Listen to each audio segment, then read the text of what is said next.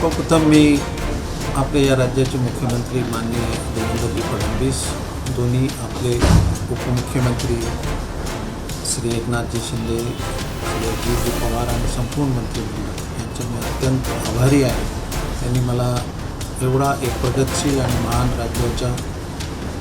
मुख्य सचिव म्हणून या राज्याची सेवा देण्याची त्यांनी मला संधी दिली, माझ्यावर विश्वास टाकला. मी निश्चित त्यांनी जे विश्वास माझ्यावर टाकलेला आहे त्याला मी साथ ठरवणार आणि या राज्याच्या प्रत्येक सेक्टरमध्ये हा महाराष्ट्र आधीच आपला खूप प्रगतिशील राज्य आहे. आपण अन्य राज्यांना बरेचसे सेक्टरमध्ये आपणच मार्ग दाखवत असतो, आपण बरेचसे नवीन गोष्टीची सुरुवात करतो, अशी आपल्या राज्याची ख्याती आहे. तेच लक्षात घेऊन आमचे सर्व सचिवांची टीम, सर्व विभाग,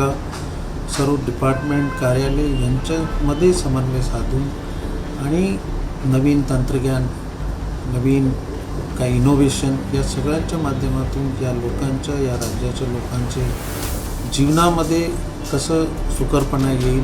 कसं त्यांना जे काही सेवा या सरकारच्या माध्यमातून किंवा महाराष्ट्र शासनाच्या वतीने मिळते ते आणखी सुलभरित्या त्यांना कसं मिळतील, या राज्याच्या पायाभूत सुविधापासून सर्व सेक्टरचा कसं विकास होईल आणि आपले माननीय पंतप्रधान, माननीय मुख्यमंत्री